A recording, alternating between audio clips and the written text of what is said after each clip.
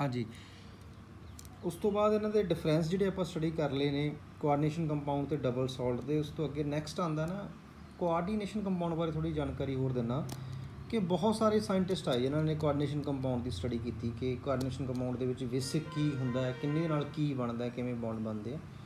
But ਸਭ ਤੋਂ ਵਧੀਆ ਜਿਹੜੀ ਥਿਊਰੀ ਹੈ ਸੋ ਅੱਜ ਤੱਕ ਜਿਹੜੀ ਚੱਲ ਰਹੀ ਹੈ ਰਿਲਾਇਬਲ ਥਿਊਰੀ ਹੈ ਉਹ ਕੀ ਹੈ, ਵਰਨਰ ਦੀ ਥਿਊਰੀ ਹੈ, WERNER। ਇਹਨੂੰ ਲਿਖ ਲਓ, Werner theory for coordination compound. Werner theory ਦੇ ਅਕੋਰਡਿੰਗ ਕੀ ਹੈ, ਇਹਦੀ ਮੈਂ ਜਸਟੀਫਿਕੇਸ਼ਨ ਕਰਦਾ, ਪਹਿਲਾਂ ਥੋੜ੍ਹਾ ਸਮਝਾਉਣਾ। ਵਰਨਰ ਨੇ ਕੀ ਕਿਹਾ, ਕਹਿੰਦਾ ਕੋਆਰਡੀਨੇਸ਼ਨ ਕੰਪਾਊਂਡ ਦੇ ਵਿੱਚ ਜਿਹੜਾ ਸੈਂਟਰਲ ਐਲੀਮੈਂਟ ਹੁੰਦਾ ਉਹ ਦੋ ਤਰ੍ਹਾਂ ਦੀਆਂ ਬੈਲੈਂਸੀ ਸ਼ੋਅ ਕਰਦਾ। ਉਸ ਤੋਂ ਬਾਅਦ ਲਿਖਾਊਂਗਾ ਤੁਹਾਨੂੰ, ਪਹਿਲਾਂ ਸਮਝ ਲਓ। ਇੱਕ ਪ੍ਰਾਇਮਰੀ ਬੈਲੈਂਸੀ ਹੁੰਦੀ ਹੈ, ਇੱਕ ਸੈਕੰਡਰੀ ਬੈਲੈਂਸੀ ਹੁੰਦੀ ਹੈ। ਪ੍ਰਾਇਮਰੀ ਬੈਲੈਂਸੀ ਜਿਹੜੀ ਸਕੁਏਅਰ ਬ੍ਰੈਕਟ ਦੇ ਵਿੱਚ ਹੀ ਹੁੰਦੀ ਹੈ, ਇਹਨੂੰ ਪ੍ਰਾਇਮਰੀ ਬੈਲੈਂਸੀ ਕਹਿੰਦੇ ਆ। ਮਤਲਬ ਕਿੰਨੇ ਲੀਗੈਂਡ ਉਹਦੇ ਨਾਲ ਕੰਬਾਈਨ, ਇਹਦੇ ਨਾਲ ਕਿੰਨੇ ਨੇ, ਇੱਕ ਕਲੋਰੀਨ ਹੈ, 5 ਅਮੋਨੀਆ, ਟੋਟਲ 6 ਲੀਗੈਂਡ ਕੰਬਾਈਨ ਨੇ। ਪ੍ਰਾਇਮਰੀ ਵੈਲੈਂਸੀ ਇਹਦੀ 6 ਹੋ ਗਈ। ਸੈਕੰਡਰੀ ਵੈਲੈਂਸੀ ਜਿਹੜੀ ਸਪਲਿਟ ਹੋਣ ਤੋਂ ਬਾਅਦ ਹੋਊਗਾ, ਮਤਲਬ ਸਕੁਏਅਰ ਬ੍ਰੈਕਟ ਤੋਂ ਬਾਹਰ, ਚਾਹੇ ਉਹ ਪਿੱਛੇ ਹੋ ਸਕਦਾ, ਕਈ ਵਾਰ ਅੱਗੇ ਵੀ ਹੁੰਦਾ, ਹੋ ਸਕਦਾ ਸਕੁਏਅਰ ਬ੍ਰੈਕਟ ਦੇ ਉੱਪਰ ਨੈਗੇਟਿਵ ਚਾਰਜ ਹੋਵੇ ਤਾਂ ਇਹਦੇ ਅੱਗੇ ਕੋਈ ਐਲੀਮੈਂਟ ਆ ਜੇ, ਉਹ ਪੋਜ਼ੀਟਿਵ ਬਣ ਜਾਊਗਾ। ਹੁਣ ਇੱਥੇ ਸਕੁਏਅਰ ਬ੍ਰੈਕਟ ਪੋਜ਼ੀਟਿਵ ਵਾਲੀ ਹੈ ਅਤੇ ਇਹ ਨੈਗੇਟਿਵ ਵਾਲੀ। ਇਹ ਜਨਰਲ ਹੈ, ਤੁਹਾਨੂੰ ਪਤਾ ਕਿ ਰਾਈਟ ਹੈਂਡ ਸਾਈਡ ਜਿਵੇਂ HCl ਦੇ ਉੱਪਰ ਨੈਗੇਟਿਵ, H ਦੇ ਉੱਪਰ ਪੋਜ਼ੀਟਿਵ, ਇੱਕ ਪੋਜ਼ੀਟਿਵ ਹੁੰਦਾ, ਇੱਕ ਨੈਗੇਟਿਵ ਹੁੰਦਾ, ਜਿਹੜੇ ਕੰਪਾਊਂਡ ਬਣਦੇ ਆ। ਚਲੋ, ਅਤੇ ਇਹ ਸੈਕੰਡਰੀ ਬੈਲੈਂਸੀ ਹੋ ਗਈ। ਤਾਂ ਉਹਨੇ ਕੀ ਕਿਹਾ, ਪ੍ਰਾਇਮਰੀ ਬੈਲੈਂਸੀ ਨੋਨ ਆਇਓਨਾਈਜ਼ੇਬਲ ਹੈ, ਸੈਕੰਡਰੀ ਆਇਓਨਾਈਜ਼ੇਬਲ ਹੈ। ਪ੍ਰਾਇਮਰੀ ਬੈਲੈਂਸੀ ਜਿਹੜੀ ਕਹਿੰਦਾ ਸੈਂਟਰਲ ਐਲੀਮੈਂਟ ਨੂੰ ਕਹਿੰਦਾ ਦੋਨੋਂ ਬੈਲੈਂਸੀ ਸੈਟਿਸਫਾਈ ਕਰਨੀਆਂ ਪੈਣੀਆਂ। Central element have to satisfy both balance. ਇਹ ਸਾਰੇ ਪੁਆਇੰਟ ਬਣਾ ਲਓ, ਸੈਟਿਸਫਾਈ ਬੋਥ ਬੈਲੈਂਸੀ, ਮਤਲਬ ਬ੍ਰੈਕਟ 'ਚ ਪ੍ਰਾਇਮਰੀ ਅਤੇ ਸੈਕੰਡਰੀ। ਪ੍ਰਾਇਮਰੀ ਬੈਲੈਂਸੀ ਜਿਹੜੀ ਸੈਟਿਸਫਾਈ ਹੋਊਗੀ ਹੁਣ ਜਾਂ ਤਾਂ ਨਿਊਟਰਲ ਐਲੀਮੈਂਟ ਦੇ ਨਾਲ ਹੋਊਗੀ ਜਾਂ ਨੈਗੇਟਿਵ ਚਾਰਜ ਐਲੀਮੈਂਟ ਨਾਲ ਹੋਊਗੀ, ਨਿਊਟਰਲ ਨਾਲ ਜਾਂ ਨੈਗੇਟਿਵ ਨਾਲ। ਸੈਕੰਡਰੀ ਬੈਲੈਂਸੀ ਕਦੇ ਵੀ ਨਿਊਟਰਲ ਨਾਲ ਨਹੀਂ ਹੋਊਗੀ, ਕਦੇ ਵੀ ਨਹੀਂ, ਉਹ ਆਇਨਿਕ ਹੀ ਹੋਊਗੀ, ਨੈਗੇਟਿਵ ਜਾਂ ਪੋਜ਼ੀਟਿਵ ਚਾਰਜ ਦੇ ਨਾਲ ਸੈਟਿਸਫਾਈ ਹੋਊਗੀ। ਠੀਕ ਹੈ ਜੀ, ਨਿਊਟਰਲ ਨਹੀਂ ਲੱਗੂਗਾ ਇੱਥੇ ਕਦੇ ਵੀ, ਇਹ ਗੱਲ ਯਾਦ ਰੱਖਣੀ ਹੈ। ਉਸ ਤੋਂ ਬਾਅਦ ਇਹਨੇ ਕੀ ਕਿਹਾ, ਕਹਿੰਦਾ ਜਿਹੜੀ ਪ੍ਰਾਇਮਰੀ ਬੈਲੈਂਸੀ ਹੁੰਦੀ ਹੈ ਇਹ ਕੋਆਰਡੀਨੇਸ਼ਨ ਨੰਬਰ ਦੱਸਦੀ ਹੈ ਆਪਾਂ ਨੂੰ। ਕਿਸੇ ਵੀ ਕੋਆਰਡੀਨੇਸ਼ਨ ਕੰਪਾਊਂਡ ਦੇ ਵਿੱਚ ਜਿਹੜੀ ਪ੍ਰਾਇਮਰੀ ਬੈਲੈਂਸੀ ਕੋਆਰਡੀਨੇਸ਼ਨ, ਜਿਵੇਂ ਦਾ ਕੋਆਰਡੀਨੇਸ਼ਨ ਨੰਬਰ ਕਿੰਨਾ ਹੋ ਗਿਆ, 6 ਹੋ ਗਿਆ, ਜਿਹੜੇ ਡਾਇਰੈਕਟ ਟੱਚ ਕਰਦੇ ਆ ਉਹਨੂੰ ਕੋਆਰਡੀਨੇਸ਼ਨ ਨੰਬਰ ਕਹਿੰਦੇ। ਅਤੇ ਜਿਹੜੀ ਸੈਕੰਡਰੀ ਬੈਲੈਂਸੀ ਹੈ ਉਹ ਆਪਾਂ ਨੂੰ ਕੀ ਦੱਸਦੀ ਹੈ, ਇਹਨਾਂ ਦੀ ਪ੍ਰਾਇਮਰੀ ਦੇ ਵਿੱਚ ਇੱਕ ਹੋਰ ਦੱਸਦਾ, ਇਹ ਕੋਆਰਡੀਨੇਸ਼ਨ ਨੰਬਰ ਦੱਸਦੀ ਹੈ ਅਤੇ ਆਪਾਂ ਨੂੰ ਜਿਓਮੈਟਰੀ ਬਾਰੇ ਦੱਸਦੀ ਹੈ ਕਿ ਇਹਦੀ ਜਿਓਮੈਟਰੀ ਕੀ ਹੋਏਗੀ। ਜਿਓਮੈਟਰੀ ਮਤਲਬ 6 ਦੀ ਔਕਟਾਹੈਡਰਲ ਹੋ ਗਈ ਹੈ ਨਾ, 4 ਲੱਗੇ ਹੋਣਗੇ, ਟੈਟਰਾਹੈਡਰਲ ਵੀ ਹੋ ਸਕਦੀ ਹੈ, ਸਕੁਏਅਰ ਪਲੇਨਰ ਵੀ ਹੋ ਸਕਦੀ ਹੈ। ਕਹਿੰਦਾ ਭਾਵ ਜਿਓਮੈਟਰੀ ਦੱਸਦੀ ਹੈ ਅਤੇ ਕੋਆਰਡੀਨੇਸ਼ਨ ਨੰਬਰ ਦੱਸਦੀ ਹੈ। ਅਤੇ ਜਿਹੜੀ ਸੈਕੰਡਰੀ ਬੈਲੈਂਸੀ ਉਹ ਆਕਸੀਡੇਸ਼ਨ ਸਟੇਟ ਦੱਸੂਗੀ, ਕਿੰਨੇ ਪੋਜ਼ੀਟਿਵ ਹੈ, ਕਿੰਨੀ ਆਕਸੀਡੇਸ਼ਨ ਸਟੇਟ ਹੈ, +3 ਹੈ, +2 ਹੈ, +5 ਹੈ ਆਕਸੀਡੇਸ਼ਨ। ਤਾਂ ਇਹ ਬਰਨਰ ਨੇ ਪ੍ਰੋਪਰ ਜਸਟੀਫਿਕੇਸ਼ਨ ਦਿੱਤੀ ਹੈ। ਹੁਣ ਇਹਦੇ ਪੁਆਇੰਟ ਲਿਖ ਲਓ।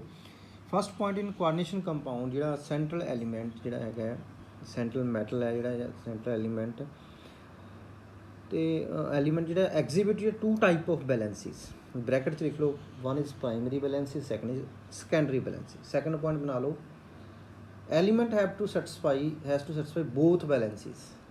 Primary valence will be satisfied by neutral or anions, while secondary valence by ions, only ions, neutral नहीं लगते। Primary valence ਜਿਹੜੀ ਹੈਗੀ ionizable ਹੈ, while secondary valence non ionizable। Primary valence tells us about the coordination number, while secondary valence tells us secondary valence ਜਿਹੜੀ ਹੈਗੀ ਹੈ, secondary ਬੈਲੈਂਸੀ ਜਿਹੜੀ ਹੈਗੀ ਹੈ, ਇੱਕ ਮਿੰਟ, ਪ੍ਰਾਇਮਰੀ ਬੈਲੈਂਸੀ ਜਿਹੜੀ ਹੈਗੀ ਹੈ ਇਹਨੂੰ ਸੈਕੰਡਰੀ ਬੈਲੈਂਸੀ ਕਹਿੰਦੇ, ਇਹਨੂੰ ਪ੍ਰਾਇਮਰੀ ਬੈਲੈਂਸੀ ਕਹਿੰਦੇ, ਸੌਰੀ। ਪ੍ਰਾਇਮਰੀ ਬੈਲੈਂਸੀ ਅਤੇ ਸੈਕੰਡਰੀ ਬੈਲੈਂਸੀ ਜਿਹੜਾ ਪਹਿਲਾਂ ਸੀ ਉਹ ਆਪੋਜ਼ਿਟ ਕਰ ਲਓ। ਪ੍ਰਾਇਮਰੀ ਬੈਲੈਂਸੀ ਜਿਹੜੀ ਹੈਗੀ ਹੈ ਆਹ ਵਾਲੀ ਹੋ ਗਈ, ਆਇਓਨਾਈਜ਼ੇਬਲ ਹੋ ਗਈ। ਸੈਕੰਡਰੀ ਬੈਲੈਂਸੀ ਨੋਨ ਆਇਓਨਾਈਜ਼ੇਬਲ ਹੋ ਗਈ। ਸੈਕੰਡਰੀ ਬੈਲੈਂਸੀ ਕੋਆਰਡੀਨੇਸ਼ਨ ਨੰਬਰ ਦੱਸਦੀ ਹੈ। ਸੈਕੰਡਰੀ ਬੈਲੈਂਸੀ ਆਪਾਂ ਨੂੰ ਉਹਦੀ ਜਿਓਮੈਟਰੀ ਦੱਸਦੀ ਹੈ। ਪ੍ਰਾਇਮਰੀ ਬੈਲੈਂਸੀ ਆਪਾਂ ਨੂੰ ਆਕਸੀਡੇਸ਼ਨ ਸਟੇਟ ਦੱਸਦੀ ਹੈ। ਠੀਕ ਹੈ ਜੀ, ਤਾਂ ਦੋ ਬੈਲੈਂਸਿਸ ਹੋ ਗਈਆਂ, ਦੋਨੋਂ ਸੈਟਿਸਫਾਈ ਕਰਨੀਆਂ ਪੈਂਦੀਆਂ ਨੇ। ਉਸ ਤੋਂ ਬਾਅਦ ਆਪਾਂ ਗੱਲ ਕਰਦੇ ਹਾਂਗੇ ਇਹਦੇ ਵਿੱਚ ਇਹਨੂੰ ਕੁਛ ਕੁ ਪੁਆਇੰਟਸ ਨੇਗੇ, ਜਿਹੜੇ ਪੁਆਇੰਟ ਜਿਹੜੇ ਹੈਗੇ ਆਪਾਂ ਸਟੱਡੀ ਕਰਨੇ ਨੇ, ਜਿਹਨਾਂ ਬਾਰੇ ਆਪਾਂ ਨੂੰ ਨੌਲੇਜ ਹੋਣੀ ਚਾਹੀਦੀ ਆ। ਲਿਖ ਲਓ, ਹੈਡਿੰਗ ਲਿਖ ਲਓ, some important term used coordination compound ਦੀ ਵਰਨਰ ਥਿਊਰੀ ਦੇ ਹੀ ਪੁਆਇੰਟ ਸੀਗੇ। ਪ੍ਰਾਇਮਰੀ ਅਤੇ ਸੈਕੰਡਰੀ ਬੈਲੈਂਸੀ ਬਾਰੇ ਕਿਹੜੀ ਕੀ ਦੱਸਦੀ ਹੈ, ਕਿਹੜੀ ਜਿਓਮੈਟਰੀ ਦੱਸਦੀ ਹੈ। ਹੋਪ ਕਿ ਤੁਹਾਨੂੰ ਸਮਝ ਆ ਗਿਆ ਹੋਊਗਾ। ਇੱਕ ਵਾਰੀ ਫੇਰ ਇਹਨੂੰ ਉਹ ਕਰ ਲਓ। ਪ੍ਰਾਇਮਰੀ ਜਿਹੜੀ ਆਇਓਨਾਈਜ਼ੇਬਲ ਹੁੰਦੀ ਹੈ, ਇੱਥੋਂ ਸਪਲਿਟ ਹੁੰਦੀ, ਆਹ ਸੈਕੰਡਰੀ ਹੁੰਦੀ ਅੰਦਰ ਵਾਲੀ। ਠੀਕ ਹੈ ਜੀ। ਹੁਣ ਕੋਆਰਡੀਨੇਸ਼ਨ ਕੰਪਾਊਂਡ ਦੇ ਵਿੱਚ ਨਾ ਜਿਹੜੀਆਂ ਟਰਮ ਯੂਜ਼ ਹੁੰਦੀਆਂ ਨੇ ਆਪਾਂ ਨੂੰ ਲੱਗਦਾ ਵੀ ਇਹ ਕੀ ਚੀਜ਼ ਹੈ ਕੁਝ ਨਹੀਂ, ਹੁਣ ਥੋੜ੍ਹਾ ਸਿਸਟਮੈਟਿਕ ਢੰਗ ਨਾਲ ਦੱਸਦਾ। ਪਹਿਲਾਂ ਲਿਖ ਲਓ ਕੋਆਰਡੀਨੇਸ਼ਨ ਐਂਟਿਟੀ, ENTITY ਐਂਟਿਟੀ, ਜਾਂ ਬ੍ਰੈਕਟ 'ਚ ਲਿਖ ਲਓ ਕੰਪਲੈਕਸ ਆਇਨ। ਪਹਿਲੀ ਚੀਜ਼ ਕੋਆਰਡੀਨੇਸ਼ਨ ਐਂਟਿਟੀ ਜਾਂ ਕੰਪਲੈਕਸ ਆਇਨ।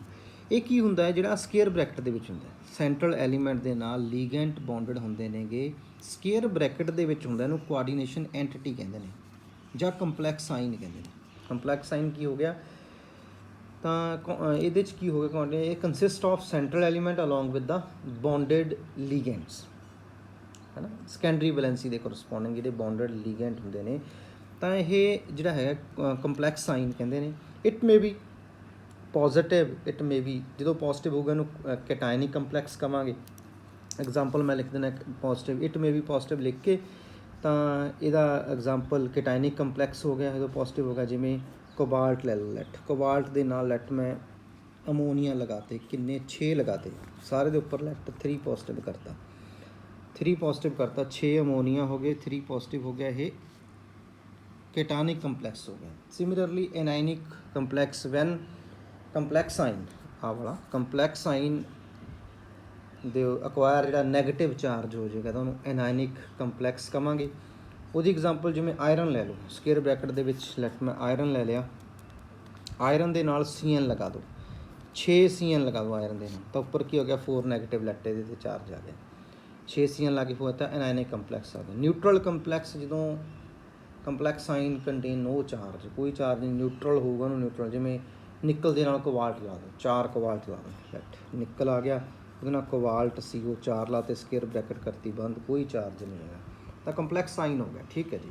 ਉਸ ਤੋਂ ਬਾਅਦ ਸੈਂਟਰਲ ਐਲੀਮੈਂਟ, ਸੈਂਟਰਲ ਐਲੀਮੈਂਟ ਵੀ ਕਹਿ ਦਿੰਦੇ ਨੇ, ਸੈਂਟਰਲ ਲੀਗੈਂਟ ਵੀ ਕਹਿ ਦਿੰਦੇ ਨੇ, ਸੌਰੀ ਆਇਨ ਵੀ ਕਹਿ ਦਿੰਦੇ ਨੇ, ਸੈਂਟਰਲ ਐਟਮ ਵੀ ਕਹਿ ਦਿੰਦੇ ਨੇ।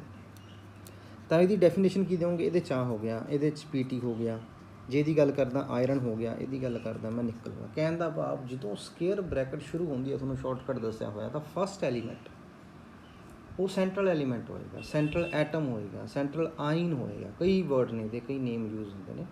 ਤਾਂ ਇਹਦੀ ਡੈਫੀਨੇਸ਼ਨ ਕੀ ਕਵਾਂਗੇ ਆਪਾਂ, ਦ ਐਟਮ ਬ੍ਰੈਕਟ 'ਚ ਆਇਨ ਜਾਂ element which is combined by the ligand by coordination bond, fix number of ligand ਇਹਦੇ ਨਾਲ ਕੰਬਾਈਨ ਹੋਣਗੇ, ਉਹਦੀ ਜਿਹੜੀ ਕੋਆਰਡੀਨੇਸ਼ਨ ਨੰਬਰ ਦੇ ਉੱਪਰ ਡਿਪੈਂਡ ਕਰਦਾ ਹੈ। ਕੋਆਰਡੀਨੇਸ਼ਨ ਬੌਂਡ ਥਰੂ ਜਿਹੜੇ combine, that is non as central element. ਆ ਲੀਗੈਂਟ ਹੁਣ ਇਹਦੇ ਨਾਲ 6 ਕੰਬਾਈਨ ਨੇ, ਇਹਦੇ ਨਾਲ ਵੀ 6 ਕੰਬਾਈਨ, ਇਹਦੇ ਨਾਲ ਵੀ 6, ਇਹਦੇ ਨਾਲ 4 ਕੰਬਾਈਨ ਨੇ। ਸੈਂਟਰਲ ਐਲੀਮੈਂਟ ਕੀ ਹੋ ਗਿਆ, ਜਿਹਦੇ ਨਾਲ ਲੀਗੈਂਟ ਬਾਏ ਕੋਆਰਡੀਨੇਸ਼ਨ ਬੌਂਡ ਕੰਬਾਈਨ ਹੋਣਗੇ, ਨੋਨ ਐਜ਼ ਸੈਂਟਰਲ ਐਲੀਮੈਂਟ।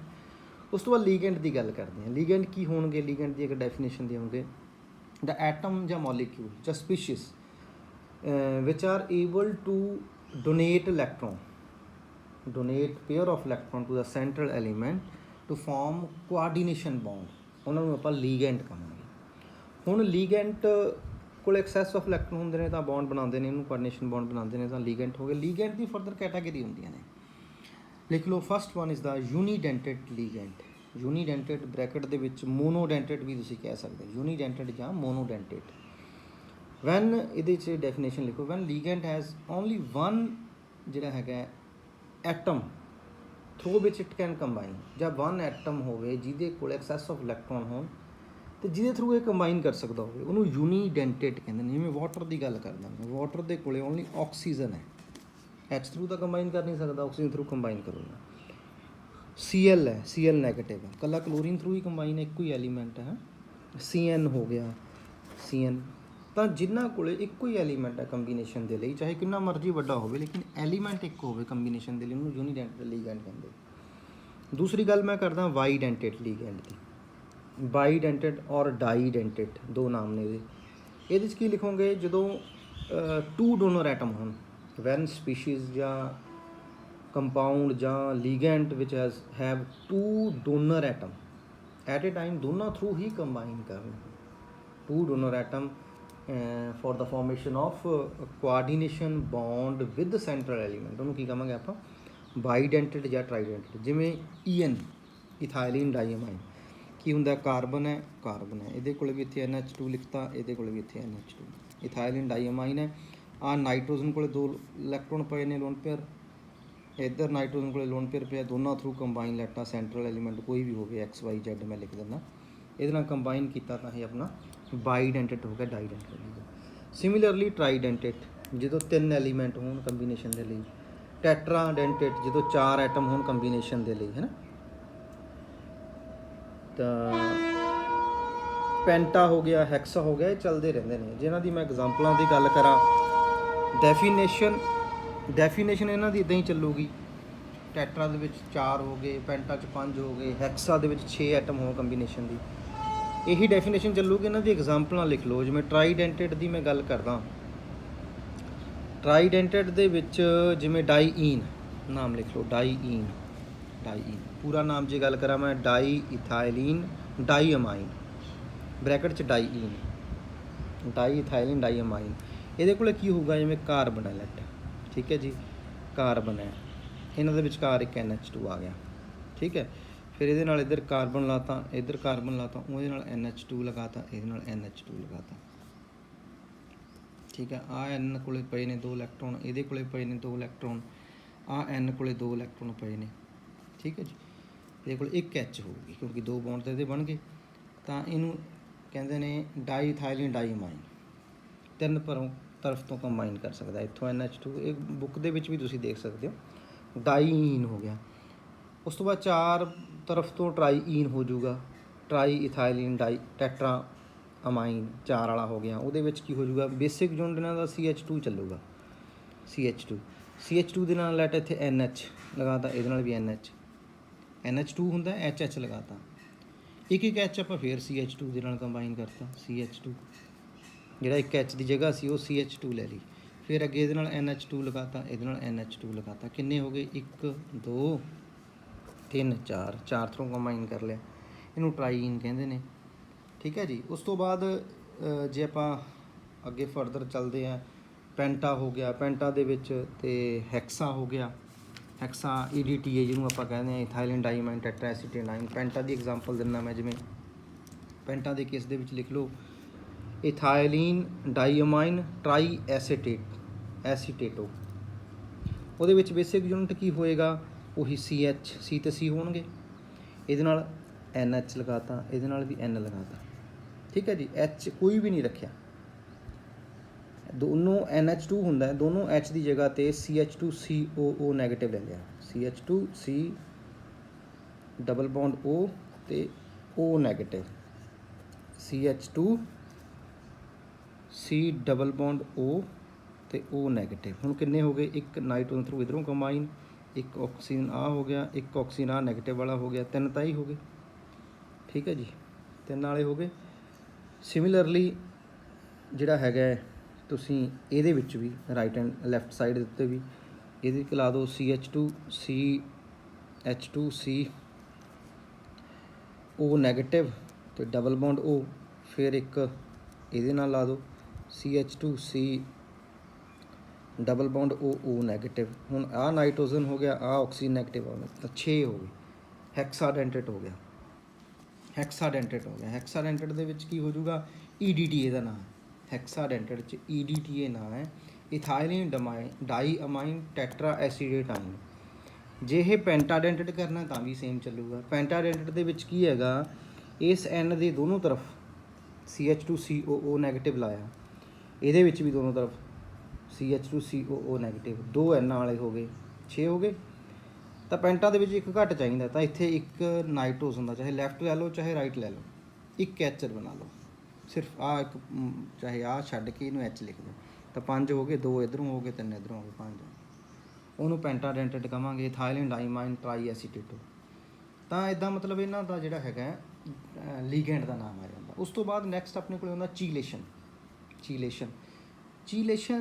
ਦਾ ਟੌਪਿਕ ਜਿਹੜਾ ਹੈਗਾ ਤੁਸੀਂ ਧਿਆਨ ਨਾਲ ਸਮਝੋ। ਇਹਦਾ ਜਦੋਂ ਵੀ ਪੋਲੀਡੈਂਟੇਟ ਲੀਗੈਂਟ ਸੈਂਟਰਲ ਐਲੀਮੈਂਟ ਦੇ ਨਾਲ ਕੰਬਾਈਨ ਕਰਦੇ ਨੇ ਤੇ ਕਲੋਜ਼ਡ ਰਿੰਗ ਬਣਾਉਂਦੇ ਨੇ।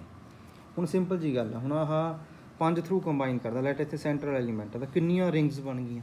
ਜੇ ਮੰਨ ਲਓ ਮੇਰੇ ਕੋਲ ਇੱਥੇ ਕੋਈ X ਸੈਂਟਰਲ ਐਲੀਮੈਂਟ ਆ, ਲੀਗੈਂਟ ਇੱਧਰੋਂ ਕੰਬਾਈਨ ਕੀਤਾ, ਇੱਧਰੋਂ ਕੀਤਾ, ਚਾਰੇ ਪਾਸੋਂ ਕੰਬਾਈਨ ਲੈਟ ਕੀਤਾ, ਆਹ ਰਿੰਗ ਹੀ ਬਣੀਆਂ। ਆ ਕੀ ਨੇਗੀਆਂ, ਆਹ ਰਿੰਗਸ ਹੀ ਬਣੀਆਂ ਨੇ, ਕਲੋਜ਼ਡ ਰਿੰਗ। ਜਦੋਂ ਵੀ ਪੋਲੀਡੈਂਟੇਟ ਲੀਗੈਂਟ ਸੈਂਟਰਲ ਐਲੀਮੈਂਟ ਦੇ ਨਾਲ ਕੰਬਾਈਨ ਕਰਦਾ ਤੇ ਕਲੋਜ਼ਡ ਰਿੰਗ ਬਣਾਉਂਦਾ, ਉਸ ਫਿਨੋਮੀਨੇ ਨੂੰ ਚੀਲੇਸ਼ਨ ਕਹਿੰਦੇ ਨੇ। ਲੀਗੈਂਡ ਜਿਹੜਾ ਹੁੰਦਾ ਉਹ ਚੀਲੇਟਿੰਗ ਲੀਗੈਂਡ ਹੁੰਦਾ। ਰਿੰਗ ਜਿਹੜੀ ਬਣਦੀ ਹੈ ਚੀਲੇਸ਼ਨ ਰਿੰਗ ਬਣਦੀ ਹੈ। When polydental ligand combine with the central element and form ring closed ring, ligand known as chelating ligand, ring form known as chelation ring, and the overall phenomena is known as chelation. Chelation, the effect of chelation ਕੀ ਹੈ? More the chelation, more will be the stability of the compound, more will be the stability of the compound, ਤਾਂ ਇਹ chelation ਹੋ ਗਿਆ। ਉਸ ਤੋਂ ਬਾਅਦ ਜੇ ਆਪਾਂ ਗੱਲ ਕਰਦੇ ਹਾਂ, ਇੱਕ ਨੈਕਸਟ ਆਉਂਦਾ ਹੈ, ਹੈਡਿੰਗ ਬਣਾ ਲਓ, ਐਂਬੀਡੈਂਟ ਲੀਗੈਂਡ। ਐਂਬੀਡੈਂਟ ਲੀਗੈਂਡ ਦੀ ਜਦੋਂ ਤੁਸੀਂ ਗੱਲ ਕਰੋਗੇ, ਨਾਮ ਆਪਾਂ ਪਹਿਲਾਂ ਵੀ ਪੜ੍ਹਿਆ ਹੋਇਆ ਹੈ +1 ਦੇ ਵਿੱਚ ਵੀ ਤੁਹਾਨੂੰ ਦੱਸਿਆ ਸੀ, ਜਦੋਂ ਲੀਗੈਂਟ ਪੋਲੀਡੈਂਟੇਟ ਹੋਵੇ, ਮਤਲਬ ਬਾਈਡੈਂਟੇਟ, ਟਰਾਈਡੈਂਟੇਟ ਕੋਈ ਵੀ ਹੋਵੇ, ਮੋਨੋ ਤੋਂ ਉੱਪਰ ਹੋਵੇ, ਉਹਦੇ ਕੋਲੇ ਮੋਰ ਦੈਨ 1 ਸਾਈਟ ਹੋਵੇ ਕੰਬੀਨੇਸ਼ਨ ਦੇ ਲਈ, ਲੇਕਿਨ ਕਰੇ ਇੱਕ ਥਰੂ, ਐਟ ਏ ਟਾਈਮ ਇੱਕ ਥਰੂ ਯੂਜ਼ ਕਰੇ। ਜਿਵੇਂ ਮੰਨ ਲਓ ਬਾਈਡੈਂਟੇਟ ਹੈ, ਦੋਨਾਂ ਥਰੂ ਯੂਜ਼ ਕਰੂਗਾ ਤਾਂ ਬਾਈ ਹੋ ਗਿਆ, ਟਰਾਈ ਦੇ ਵਿੱਚ ਤਿੰਨਾਂ ਥਰੂ ਯੂਜ਼ ਕਰੂਗਾ ਤਾਂ ਟਰਾਈਡੈਂਟੇਟ ਹੋ ਗਿਆ, 4 ਵਾਲਾ ਟੈਟਰਾ ਹੋ ਗਿਆ। ਐਂਬੀਡੈਂਟ ਦੇ ਵਿੱਚ ਤੇ ਪੋਲੀਡੈਂਟੇਟ 'ਚ ਇਹ ਫਰਕ ਹੈ ਕਿ ਇਹਦੇ ਕੋਲੇ ਮੋਰ ਦੈਨ 1 ਸਾਈਟਸ ਹੁੰਦੀਆਂ ਨੇ ਕੰਬੀਨੇਸ਼ਨ ਦੀਆਂ, ਬਟ ਐਟ ਏ ਟਾਈਮ ਕਰਦਾ ਇੱਕ ਥਰੂ ਕੰਬਾਈਨ ਹੈ, ਉਹਨੂੰ ਐਂਬੀਡੈਂਟ ਲੀਗੈਂਟ ਕਹਿੰਦੇ ਨੇ। ਸਮਝ ਆਈ ਗੱਲ? ਤਾਂ ਡੈਫੀਨੇਸ਼ਨ ਕੀ ਹੋਊਗਾ ਐਂਬੀਡੈਂਟ ਲੀਗੈਂਟ ਦੇ ਵਿੱਚ? Ligand which has more than 1 site for the combination, more than but use only 1 at a time.